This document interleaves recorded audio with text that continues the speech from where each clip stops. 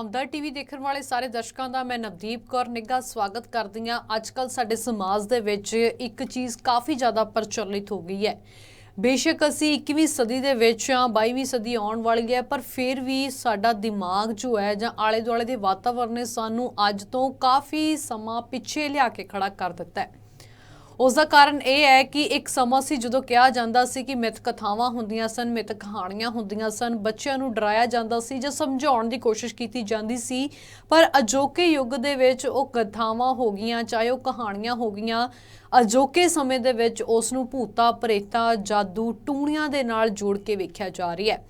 ਹਰ ਘਰ ਦੇ ਵਿੱਚ ਇਹ ਗੱਲ ਕਹੀ ਜਾਂਦੀ ਹੈ ਕਿ ਜੇਕਰ ਸਾਡੇ ਘਰ ਦੇ ਵਿੱਚ ਕਲੇਸ਼ ਹੈ ਤਾਂ ਮੇਰੀ ਜਠਾਣੀ ਨੇ ਕੁਝ ਕਰਵਾਤਾ ਹੋਣਾ ਹੈ, ਦਰਾਣੀ ਨੇ ਕੁਝ ਕਰਤਾ ਹੋਣਾ ਹੈ, ਜਾਂ ਫਿਰ ਮੇਰੀ ਸੱਸ ਮੈਨੂੰ ਚੰਗੀ ਨਹੀਂ ਸਮਝਦੀ, ਉਸ ਦੇ ਵੱਲੋਂ ਸਾਡੇ ਘਰ ਦੇ ਵਿੱਚ ਟੂਣਾ ਕਰਾ ਦਿੱਤਾ ਗਿਆ।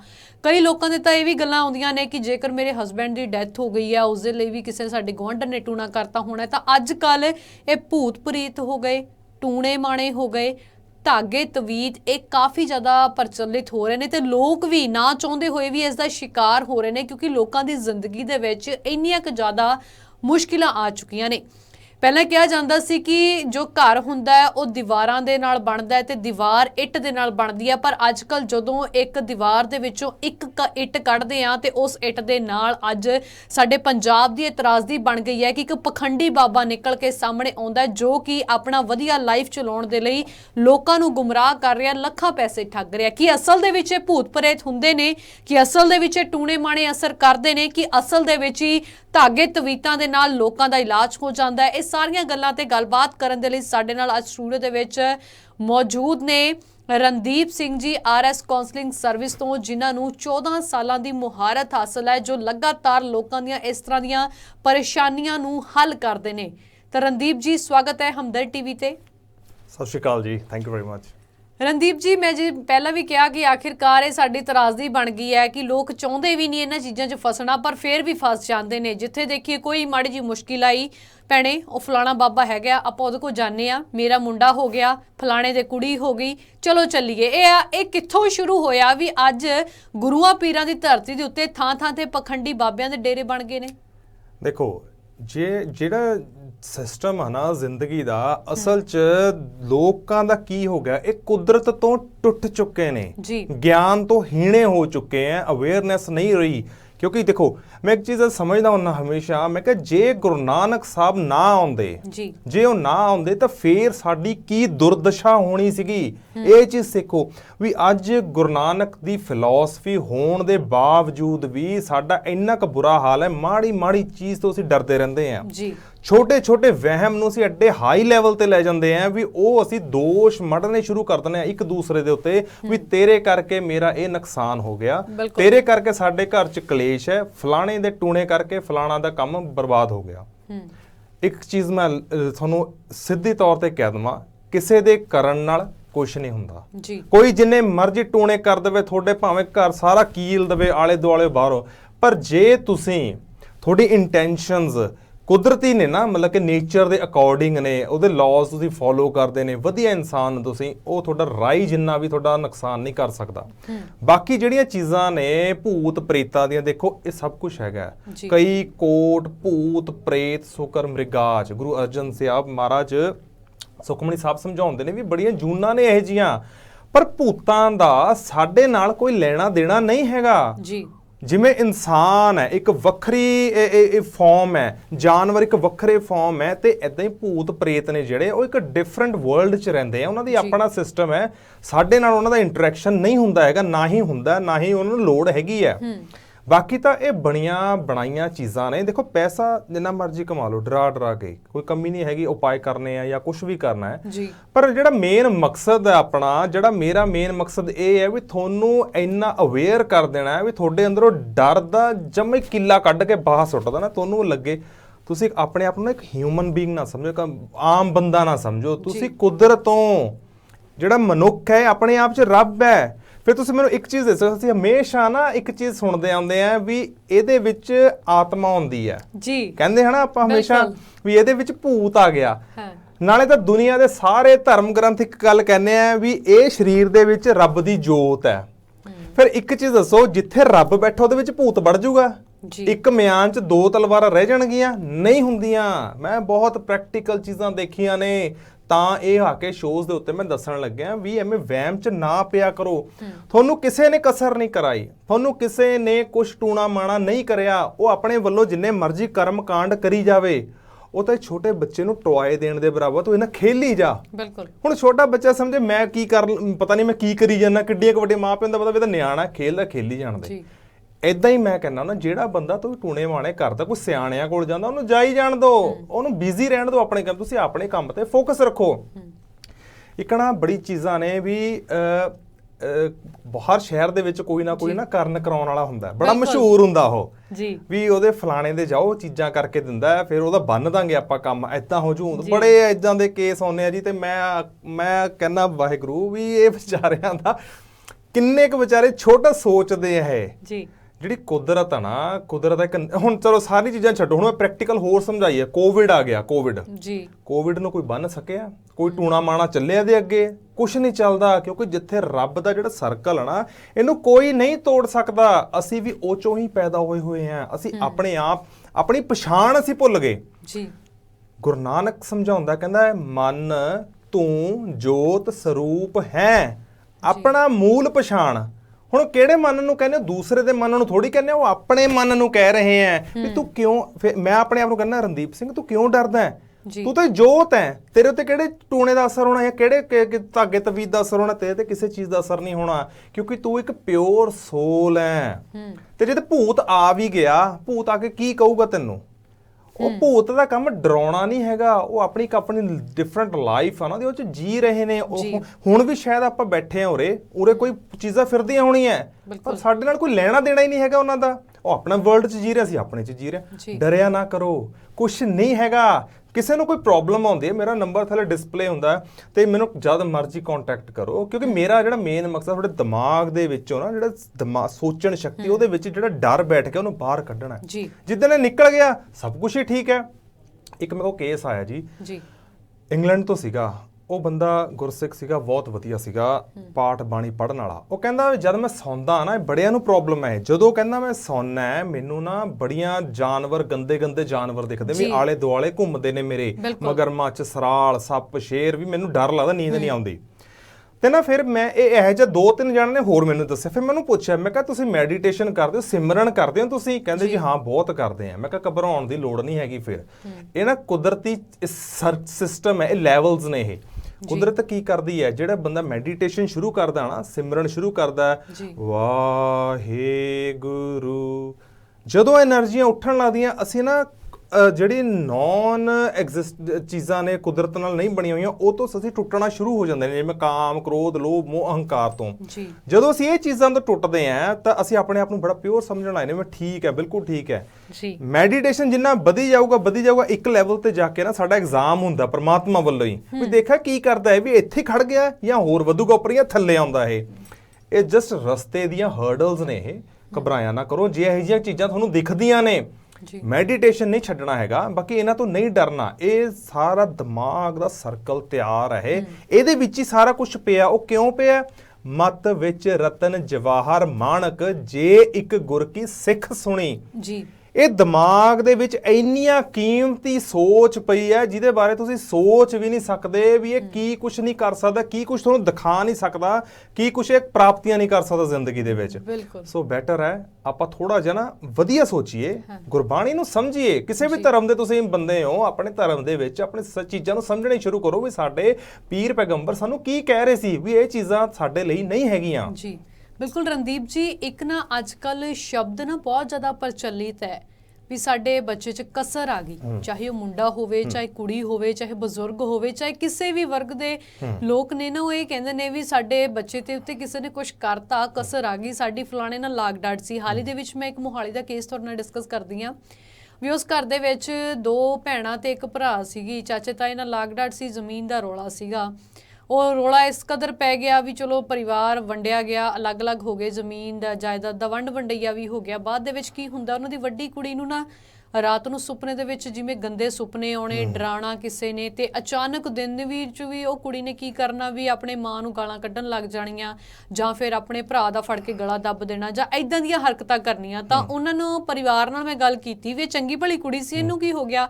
ਕਹਿੰਦੇ ਜੀ ਸਾਡੇ ਤਾਂ ਤਾਏ ਹੁਣੀ ਫਲਾਣੇ ਬਾਬੇ ਕੋ ਜਾਂਦੇ ਸੀ, ਉਹਨਾਂ ਨੇ ਕੁਝ ਕਰਵਾਤਾ, ਤੇ ਹੁਣ ਅਸੀਂ ਨਾ ਅੱਗੇ ਯੂਪੀ ਕੰਨੀ ਚੱਲੇ ਆ, ਉੱਥੇ ਕੋਈ ਬਾਬਾ ਏ, ਉਹਨੇ ਸਾਨੂੰ ਸ਼ਰਤੀ ਇਲਾਜ ਦੱਸਿਆ ਵੀ ਇਹਦਾ ਇਹ ਕਸਰ ਹੋਈ ਹੈ, ਆ ਉਪਾਅ ਕਰਾਂਗੇ, ਆ ਹੱਲ ਹੋ ਜਾਊਗਾ। ਤੇ ਐਂ ਕਰਦੇ ਕਰਦੇ ਉਹ ਪਰਿਵਾਰ ਨੇ ਮੈਨੂੰ ਲੱਗਦਾ ਘੱਟੋ ਘੱਟ 2 ਤੋਂ 4 ਲੱਖ ਰੁਪਈਆ ਆਪਣਾ ਇਹ ਕੰਮਾਂ 'ਚ ਖਰਾਬ ਕਰਤਾ। ਫਿਰ ਜਦੋਂ ਸੋਝੀ ਪਈ, ਹਾਲਾਂਕਿ ਉਹ ਕਹਿੰਦੇ ਵੀ ਅਸੀਂ ਗੁਰੂ ਮਹਾਰਾਜ ਦੇ ਚਰਨੀ ਲੱਗੇ ਆ, ਗੁਰੂ ਘਰ ਵੀ ਜਾਂਦੇ ਆ, ਪਰ ਫਿਰ ਵੀ ਸਾਡਾ ਕੋਈ ਹੱਲ ਨਹੀਂ ਨਿਕਲਦਾ। ਹੁਣ ਫਲਾਣੇ ਬਾਬੇ ਕੋ ਗਏ ਆ, ਉਹਨੇ ਸਾਡੀ ਬੱਚੀ ਨੂੰ ਠੀਕ ਕਰਦਾ। ਇਹ ਬਾਬੇ ਕਿੰਨੇ ਕੁ ਸਹੀ ਹੁੰਦੇ ਨੇ, ਜਾਂ ਇਹ ਜਿਹੜੀਆਂ ਕਸਰਾਂ ਹੁੰਦੀਆਂ ਨੇ, ਇਹਦਾ ਕਾਰਨ ਕੀ ਹੁੰਦਾ ਰਣਦੀਪ ਜੀ?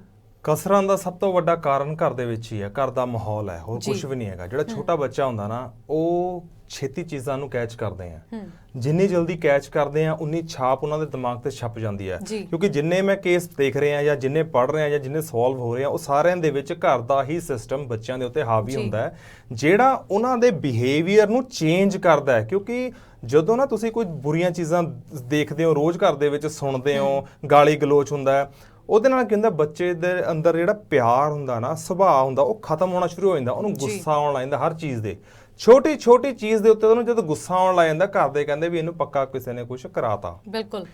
ਫਿਰ ਜਦੋਂ ਬੱਚੇ ਨੂੰ ਕੁਝ ਪੁੱਛੀਦਾ ਵੀ ਕੀ ਚੱਕਰ ਹੈ ਇਹ, ਉਹ ਫਿਰ ਸਾਰੀ ਸਟੋਰੀ ਜਦ ਦੱਸਦਾ ਨਾ, ਫਿਰ ਉਹਨੂੰ ਸਮਝਾਈਦਾ ਵੀ ਜਿਹੜਾ ਕੁਝ ਤੂੰ ਕਰ ਰਹੇ ਆ ਉਹਦੇ ਨਾਲ ਐਕਚੁਅਲੀ ਤੇਰੀ ਸਾਰੀ ਫੈਮਿਲੀ ਸਫਰ ਕਰਦੀ ਪਈ ਹੈ। You need to focus on yourself. ਤੂੰ ਆਪਣੇ ਆਪ ਤੇ ਫੋਕਸ ਕਰ, ਆਪਣੇ ਬਿਹੇਵੀਅਰ ਤੇ ਚੇਂਜ ਲੈ ਕੇ ਆ, ਘਰਦਿਆਂ ਨੂੰ ਮੈਂ ਤੇਰੇ ਨੂੰ ਆਪੇ ਸੈੱਟ ਕਰ ਲਾਂਗਾ।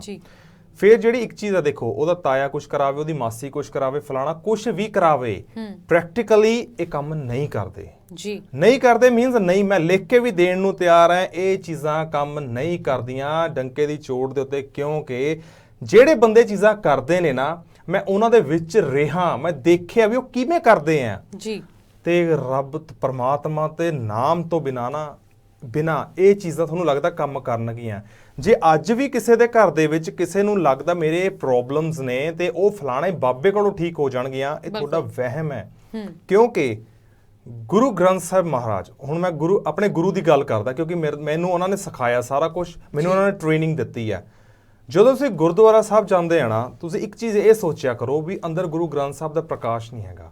ਉੱਥੇ ਗੁਰੂ ਗੋਬਿੰਦ ਸਿੰਘ ਤਖਤ ਤੇ ਬੈਠੇ ਆ, ਹੱਥ ਸ਼ਸਤਰ ਹੈ, ਕਲਗੀ ਸਜਾਈ ਹੋਈ ਹੈ, ਸਿੰਘ ਆਲੇ ਦੁਆਲੇ ਖੜੇ ਆ, ਸਿੰਘ ਚੌਰ ਕਰ ਰਹੇ ਆ। ਜਦੋਂ ਇਹ ਭਾਵਨਾ ਨਾਲ ਅੰਦਰ ਜਾਓਗੇ ਨਾ, ਤੇ ਗੁਰੂ ਗੋਬਿੰਦ ਸਿੰਘ ਨੂੰ ਜਾ ਕੇ ਤੁਸੀਂ ਆਪਣੀ ਫਰਿਆਦ ਦੱਸੋਗੇ, ਮਹਾਰਾਜ ਆਹ ਪ੍ਰੋਬਲਮ ਹੈ, ਕਿਰਪਾ ਕਰੋ ਇਹਨੂੰ ਠੀਕ ਕਰ ਦਿਓ। ਕੀ ਤੁਹਾਨੂੰ ਲੱਗਦਾ ਉਹ ਠੀਕ ਨਹੀਂ ਹੋਣਗੇ? ਬਿਲਕੁਲ ਠੀਕ ਕਰਨਗੇ, ਉਹ 100% ਹੱਲ ਨਿਕਲੂਗਾ। ਫਿਰ ਜਦੋਂ ਤੁਸੀਂ ਗੁਰੂ ਗੋਬਿੰਦ ਸਿੰਘ ਦਾ ਦਰ ਛੱਡ ਕੇ ਕਿਸੇ ਫਲਾਣੇ ਬਾਬੇ ਦੇ ਕੋਲ ਜਾਂਦੇ, ਤੁਸੀਂ ਕਹਿੰਦੇ ਵੀ ਉੱਥੇ ਜਾਣ ਲੱਗੇ ਤਾਂ ਸਾਡਾ ਫਰਕ ਪੈਣ ਲੱਗਿਆ। ਉਹ ਹੈਗਾ ਮਨੁੱਖ, ਮੈਂ ਵੀ ਮਨੁੱਖ ਹਾਂ। ਉਹ ਹੈਗਾ ਗੁਰੂ ਤੇ ਮਨੁੱਖ 'ਚ ਜ਼ਮੀਨ ਆਸਮਾਨ ਦਾ ਫਰਕ, ਉਹਦੀ ਸ਼ਕਤੀਆਂ ਦੇ ਵਿੱਚ। ਮੈਂ ਜ਼ੋਰ ਲਾ ਕੇ ਵੀ ਕਿੰਨੀਆਂ ਸ਼ਕਤੀਆਂ ਇਕੱਠੀਆਂ ਕਰ ਲੂੰਗਾ, ਨਹੀਂ ਹੋਣੀਆਂ। ਗੁਰੂ ਦੀ ਤਾਂ ਮਾੜੀ ਜੀ ਕਿਰਪਾ 'ਚ ਬਹੁਤ ਸ਼ਕਤੀ ਹੈ। ਕਿਉਂ ਮੈਂ ਇਹੋ ਜਿਹੇ ਕੇਸ ਰੋਜ਼ ਦੇਖਦਾ ਜਿਹੜੇ ਗੁਰੂ ਗੋਬਿੰਦ ਸਿੰਘ ਤੋਂ ਜਿਹੜੇ ਸੋਲਵ ਕਰਾਈਦੇ, ਕਿਉਂਕਿ ਮੈਂ ਕਾਉਂਸਲਿੰਗ ਕਰਦਾ। ਫਿਰ ਕਈ ਹੁੰਦੇ ਕਰਮ ਰੋਗ, ਐਸੀਆਂ ਪ੍ਰੋਬਲਮਸ ਆ ਗਈਆਂ ਵੀ ਜਿਹੜੀਆਂ ਹੁਣ ਕਾਉਂਸਲਿੰਗ ਨਾਲ ਵੀ ਨਹੀਂ, ਦਵਾਈਆਂ ਨਾਲ ਵੀ ਨਹੀਂ ਠੀਕ ਹੋਣੀ। ਫਿਰ ਗੁਰੂ ਕਿਰਪਾ ਕਰੂਗਾ, ਕਿਉਂਕਿ ਗੁਰੂ ਸਮਰੱਥ ਹੈ। ਤੇ ਮੈਂ ਬਿਲਕੁਲ ਲਾਈਵ ਹੋ ਕੇ ਕਹਿਣਾ ਵੀ ਉਹ ਵਾਕਈ ਸਮਰੱਥ ਹੈ, ਉਹ ਕਰਦਾ ਵੀ ਹੈ ਕੰਮ।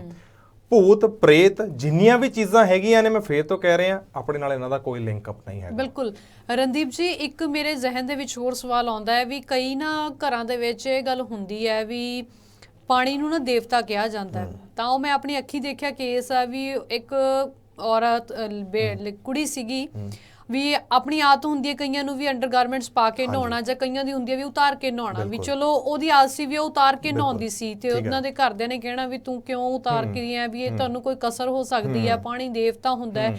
ਚਲੋ ਥੋੜਾ ਟਾਈਮ ਗੈਪ ਪਿਆ, ਉਹਨੇ ਗੱਲ ਨਹੀਂ ਸੁਣੀ ਤੇ ਉਹਨੂੰ ਕਈ ਤਰ੍ਹਾਂ ਦੀਆਂ ਬਿਮਾਰੀਆਂ ਲੱਗ ਗਈਆਂ। ਉਸ ਤੋਂ ਬਾਅਦ ਉਹ ਪੁੱਠੀਆਂ ਗੱਲਾਂ ਕਰਨ ਲੱਗ ਗਈ, ਮੈਂ ਮਰ ਜਾਣਾ, ਮੈਂ ਏਦਾਂ ਕਰ ਦੇਣਾ, ਮੈਂ ਉੱਦਾਂ ਕਰ ਦੇਣਾ। ਤਾਂ ਉਹ ਫੈਮਿਲੀ, ਗੁਰਸਿੱਖ ਫੈਮਿਲੀ, ਪਰ ਇਹਦੇ ਬਾਵਜੂਦ ਉਹਨਾਂ ਨੇ ਆਪਣੀ ਬੱਚੀ ਨੂੰ ਬਚਾਉਣ ਦੇ ਲਈ ਬਾਬਿਆਂ ਦੇ ਕੋਲ ਗਏ। ਬਾਬਿਆਂ ਨੇ ਜੋ ਕੋਈ ਕਹਿੰਦੇ ਨੇ ਡੰਡੇ ਨਾਲ ਮਾਰਿਆ, ਪਤਾ ਨਹੀਂ ਕੀ ਕੁਛ ਕੀਤਾ। ਅੱਜ ਉਹ ਬੱਚੀ ਇਸ ਦੁਨੀਆ ਦੇ ਵਿੱਚ ਨਹੀਂ ਰਹੀ। ਤਾਂ ਇਹੋ ਜਿਹੇ ਕੇਸਿਸ 'ਚ ਆਪਾਂ ਕੀ ਕਰ ਸਕਦੇ ਹਾਂ ਵੀ ਇਹ ਚੀਜ਼ਾਂ ਦਾ ਕੀ ਕਾਰਨ ਹੁੰਦਾ ਹੈ? ਕਿ ਇਹਨਾਂ ਚੀਜ਼ਾਂ ਦਾ ਆਪਸ ਦੇ ਵਿੱਚ ਕੋਈ ਤਾਲੁਕ ਹੁੰਦਾ ਹੈ? ਦੇਖੋ, ਸਰੀਰ ਆਪਣਾ ਮਿੱਟੀ ਹੈ ਇਹ ਜੀ, ਸਾਰੇ ਧਰਮ ਗ੍ਰੰਥ ਕਹਿੰਦੇ ਮਿੱਟੀ ਹੈ ਇਹ। ਫਿਰ ਜਿਹੜੀ ਮਿੱਟੀ ਹੈ ਉਹਦੇ ਕੁਝ ਪਾਇਆ ਨਹੀਂ ਪਾਇਆ ਉਹਦੇ ਨਾਲ ਕੀ ਲੈਣਾ ਦੇਣਾ। ਬਿਲਕੁਲ ਉਹਦੇ ਉੱਤੇ ਕਿਸੇ ਚੀਜ਼ ਦਾ ਅਸਰ ਹੋਇਆ ਨਾ ਹੋਇਆ ਕੀ ਮਤਲਬ ਹੈ ਜੀ। ਮੇਨ ਤੁਹਾਡਾ ਜਿਹੜਾ ਮਨ ਸੀਗਾ ਉਹਨੂੰ ਸਮਝਾਉਣ ਦੀ ਗੱਲ ਸੀਗੀ।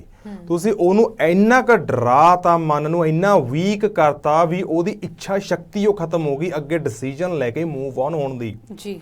ਤੇ ਜੋ ਵੀ ਇਨਸਾਨ ਇਸ ਤਰਾਸ਼ਦੀ ਦੇ ਵਿੱਚ ਰਹਿ ਕੇ ਮਰ ਜਾਂਦਾ ਨਾ, ਤੇ ਪੂਰੇ ਦਾ ਪੂਰਾ ਕਸੂਰਵਾਰ ਉਹਦੀ ਫੈਮਿਲੀ ਹੈ, ਕਿਉਂਕਿ ਉਹਨਾਂ ਨੇ ਰੋਂਗ ਡਾਕਟਰਸ ਚੁਣੇ ਆ, ਰੋਂਗ ਬੰਦਿਆਂ ਨੂੰ ਅਪਰੋਚ ਕਰਿਆ। ਕਿਉਂਕਿ ਅਪਰੋਚ ਜਿਨ੍ਹਾਂ ਕੋਲ ਗਏ ਸੀ, ਦੇਖੋ ਜਿਹੜੇ ਬਾਬੇ ਨੇ ਜਾਂ ਜਿਹੜੇ ਇਹ ਚੀਜ਼ਾਂ ਦਾ ਇਲਾਜ ਕਰਦੇ ਨੇ, ਉਹ ਇਹ ਕਹਿਣਗੇ ਵੀ ਇਹਦੇ ਅੰਦਰ ਕੋਈ ਚੀਜ਼ ਹੈ, ਇਹਨੂੰ ਕੁੱਟੋ ਫੇਰ ਬਾਹਰ ਨਿਕਲੂਗੀ। ਇੱਕ ਚੀਜ਼ ਦੱਸੋ, ਜੇ ਉਹਦੇ ਅੰਦਰ ਉਹ ਚੀਜ਼ ਹੈ, ਉਹ ਕੁੱਟੂਗੇ ਫਿਰ ਦਰਦ ਸਰੀਰ ਤੇ ਹੋ ਰਿਹਾ, ਇਹ ਤੇ ਨਿਸ਼ਾਨ ਪੈ ਰਹੇ ਤੇ ਖੂਨ ਨਿਕਲ ਰਿਹਾ, ਪਰ ਜੇ ਉਹ ਚੀਜ਼ ਵਿੱਚੋਂ ਨਿਕਲ ਜਾਂਦੀ ਸਰੀਰ ਦਰਦ, ਤਾਂ ਫੇਰ ਵੀ ਸਰੀਰ ਦੇ ਵਿੱਚ ਹੀ ਰਹਿ ਗਿਆ। ਲੌਜੀਕ ਤੁਹਾਡੇ ਸਮਝ ਕਿਉਂ ਨਹੀਂ ਪੈਂਦਾ?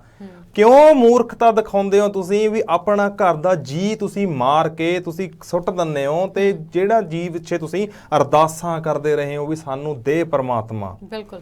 ਫਿਰ ਪਲੀਜ਼ ਇਹ ਚੱਕਰਾਂ 'ਚ ਨਾ ਪਾਓ। ਤੁਹਾਨੂੰ ਕਿਸੇ ਨੇ ਕੁਝ ਨਹੀਂ ਕਰਾਇਆ, ਕੋਈ ਭੂਤ ਨਹੀਂ ਚਿੰਬੜਿਆ, ਤੁਹਾਨੂੰ ਕੁਝ ਨਹੀਂ ਹੋਇਆ ਹੈਗਾ। ਕਿਉਂਕਿ ਮੈਂ ਜਾਣਦਾ ਬਹੁਤ ਐਸੇ ਕੇਸ ਨੇ ਜਿਹੜੇ ਨਾ ਅੱਜ ਦੀ ਡੇਟ 'ਚ, ਪਹਿਲਾਂ ਉਹ ਇਹ ਕਹਿੰਦੇ ਹੁੰਦੇ ਸੀ ਵੀ ਸਾਨੂੰ ਕਬਜ਼ੇ 'ਚ ਲਿਆ ਹੋਇਆ ਸਾਰੇ ਮੇਰੇ ਸਰੀਰ ਨੂੰ ਕਿਸੇ ਆਤਮਾ ਨੇ, ਵੀ ਇਹਨੂੰ ਮੈਨੂੰ ਛਡਾਓ, ਮੇਰੇ ਵਿੱਚੋਂ ਬੋਲਦੀਆਂ ਚੀਜ਼ਾਂ।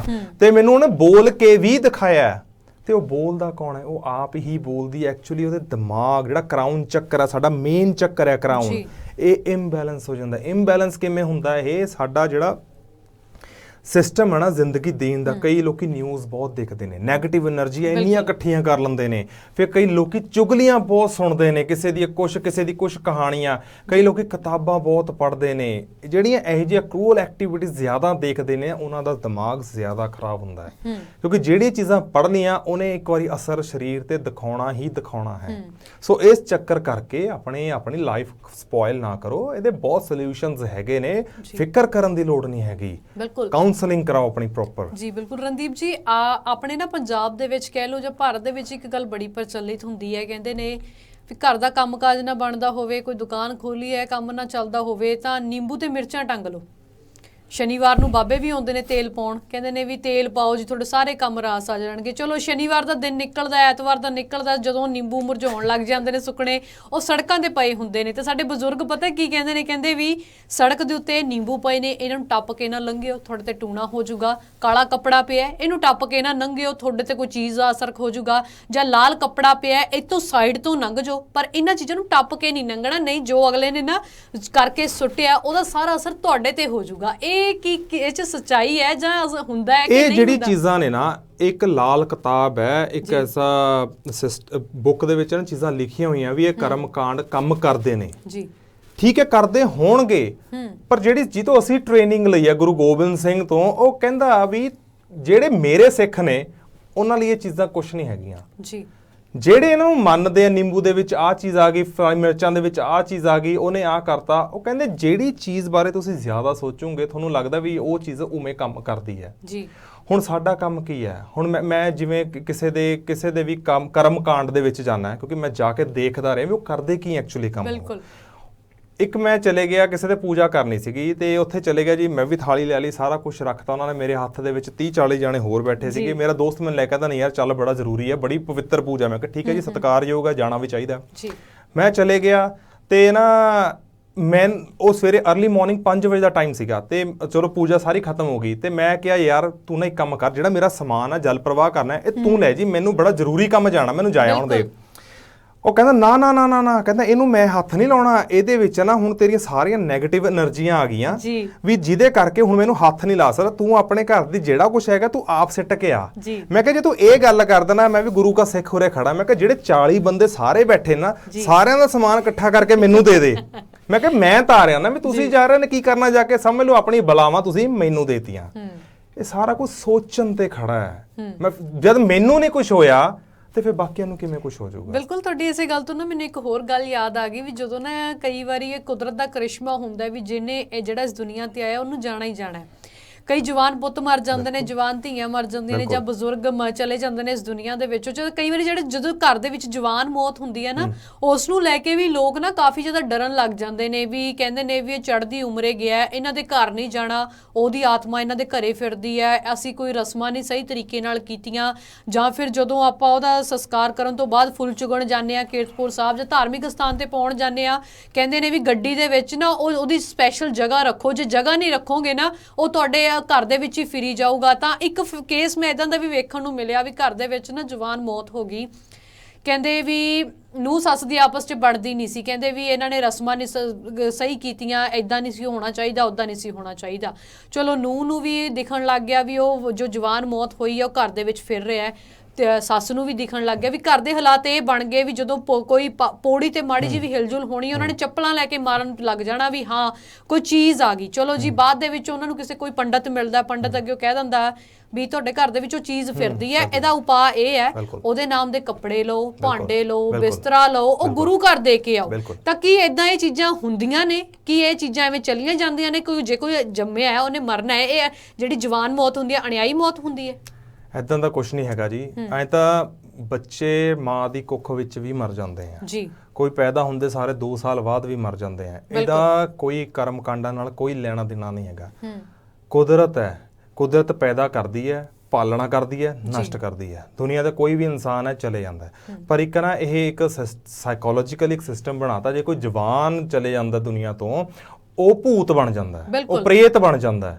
ਇਹ ਕਿਵੇਂ ਹੋ ਸਕਦਾ ਹੈ? ਇਹ ਟੋਟਲੀ ਇੰਪੋਸੀਬਲ ਚੀਜ਼ ਹੈ ਜੀ। ਇਹ ਸਿਰਫ ਕੀ ਹੈ, ਦੇਖੋ ਜਿਨ੍ਹਾਂ ਨੇ ਜਿਹੜੀਆਂ ਪੜ੍ਹਾਈਆਂ ਕਰੀਆਂ ਨੇ, ਜਿਵੇਂ ਕਿਸੇ ਪੰਡਤ ਨੇ ਜਿਹੜੀ ਜਿੰਨੀ ਕੁ ਵਿੱਦਿਆ ਸਿੱਖੀ ਹੈ ਉਹ ਆਪਣੇ ਅਕੋਰਡਿੰਗ ਉਹਨੂੰ ਦੱਸਦਾ ਵੀ ਇਹਨੂੰ ਆਹ ਇਲਾਜ ਕਰੋ। ਕੋਈ ਬਾਬੇ ਨੇ ਕੁਛ ਸਿੱਖਿਆ ਉਹ ਉਹਦੇ ਅਕੋਰਡਿੰਗ ਦੱਸਦਾ ਜੀ। ਹੁਣ ਜੇ ਸਾਡੇ ਵਰਗਾ ਬੰਦਾ ਉੱਥੇ ਪਹੁੰਚਦਾ, ਅਸੀਂ ਤਾਂ ਸਾਰੀਆਂ ਚੀਜ਼ਾਂ ਡੀਪ ਪੜ੍ਹ ਕੇ ਰਿਸਰਚ ਕਰਕੇ ਦੇਖੀਆਂ ਹੋਈਆਂ। ਗੁਰੂ ਤਾਂ ਸਿੱਧੇ ਸਿੱਧੇ ਤੌਰ ਤੇ ਕਹਿੰਦਾ, ਜਿਸ ਹੱਥ ਜੋਰ ਕਰ ਵੇਖੈ ਸੋਏ, ਨਾਨਕ ਉੱਤਮ ਨੀਚ ਨਾ ਕੋਏ। ਜੋਰ ਨਾ ਮੰਗਣ ਦੇਣ ਨਾ ਜੋਰ, ਜੋਰ ਨਾ ਜੀਵਨ ਮਰਨ ਨਾ ਜੋਰ। ਜਿਹੜਾ ਜੋਰ ਹੈ ਨਾ ਪ੍ਰਮਾਤਮਾ ਨੇ ਆਪਣੇ ਹੱਥ 'ਚ ਰੱਖਿਆ ਹੋਇਆ, ਜੰਮਣ ਦਾ ਤੇ ਮਾਰਨ ਦਾ। ਫਿਰ ਇਹਦੇ ਵਿੱਚ ਦੂਸਰੇ ਤੀਸਰੇ ਬੰਦੇ ਦਾ ਕੀ ਲੈਣਾ ਦੇਣਾ? ਬਿਲਕੁਲ ਰਣਦੀਪ ਜੀ, ਇੱਥੋਂ ਇੱਕ ਹੋਰ ਗੱਲ ਮੇਰੇ ਜ਼ਿਹਨ ਦੇ ਵਿੱਚ ਆਉਂਦੀ ਆ ਵੀ ਜਦੋਂ ਨਾ ਘਰ ਦੇ ਵਿੱਚ ਚਾਹੇ ਬਜ਼ੁਰਗ ਦੀ ਮੌਤ ਹੋਵੇ ਚਾਹੇ ਜਵਾਨ ਦੀ ਮੌਤ ਹੋਵੇ, ਤਾਂ ਸਿਆਣੇ ਪਤਾ ਕੀ ਕਹਿੰਦੇ ਨੇ ਘਰ ਦੇ ਮਾਪੇ ਵੀ, ਜੇ ਤੇਰੇ ਸੁਪਨੇ ਦੇ ਵਿੱਚ ਤੁਹਾਡਾ ਜਿਹਦੇ ਘਰ ਦੀ ਡੈਥ ਹੋਈ ਹੈ, ਜਿਸ ਘਰ ਦੇ ਵਿੱਚ ਉਹ ਬੰਦਾ ਵਾਪਸ ਆਉਂਦਾ ਨਾ, ਉਹ ਤੁਹਾਨੂੰ ਕੋਈ ਚੀਜ਼ ਦੇ ਕੇ ਜਾਵੇ ਤਾਂ ਚੰਗੀ ਗੱਲ ਆ ਸੁਪਨੇ ਦੇ ਵਿੱਚ। ਜੇ ਕੋਈ ਹੈ ਨਾ ਉਹ ਕਹਦੇ ਵੀ ਉਹ ਤੁਹਾਡੇ ਤੋਂ ਚੀਜ਼ ਮੰਗਦਾ, ਕਦੇ ਉਹਨੂੰ ਚੀਜ਼ ਨਹੀਂ ਦੇਣੀ ਹੈਗੀ, ਉਹ ਨਾ ਮਾੜਾ ਹੁੰਦਾ। ਕੀ ਇਹ ਹੁੰਦਾ ਏਦਾਂ? ਇੱਕ ਮੈਨੂੰ ਫੋਨ ਆਇਆ ਸੀਗਾ ਜੀ ਲੇਡੀ ਦਾ, ਉਹ ਕਹਿੰਦੀ ਮੇਰੀ ਨਾ ਦਾਦੀ ਸੱਸ ਜੀ ਦੁਨੀਆ ਤੋਂ ਚਲੇ ਗਈ, ਠੀਕ ਹੈ।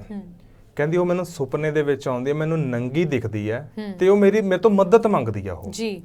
ਕਹਿੰਦੀ ਮੈਨੂੰ ਸਮਝ ਨਹੀਂ ਆ ਰਹੀ ਮੈਂ ਕੀ ਕਰਾਂ। ਕਹਿੰਦੀ ਮੈਨੂੰ ਕਈਆਂ ਨੂੰ ਮੈਂ ਪੁੱਛਿਆ, ਉਹ ਕੋਈ ਕਹਿੰਦਾ ਫਲਾਣਾ ਚੀਜ਼ਾਂ ਆ ਗਈਆਂ ਤੇਰੇ ਘਰ, ਕੋਈ ਕਹਿੰਦਾ ਆਹ ਉਪਾਅ ਕਰ। ਮੈਂ ਕਿਹਾ ਕੁਛ ਨਾ ਕਰੋ ਜੀ, ਤੁਸੀਂ ਕੁਛ ਵੀ ਨਾ ਕਰੋ। ਮੈਂ ਕਿਹਾ ਅਸਲ 'ਚ ਕੀ ਹੈ, ਉਹ ਮਦਦ ਮੰਗ ਰਹੀ ਹੈ ਤੁਹਾਡੇ ਤੋਂ। ਪਰਮਾਤਮਾ ਨੇ ਉਹਨੂੰ ਇੱਕ ਮੌਕਾ ਦਿੱਤਾ ਹੈ ਵੀ ਇੱਕ ਰੂਹ ਹੈ ਤੇਰੇ ਘਰ ਦੇ ਵਿੱਚ, ਉਹ ਤੇਰੀ ਮਦਦ ਕਰ। ਕਹਿੰਦੀ ਮੈਂ ਕਿਵੇਂ ਮਦਦ ਕਰਾਂ?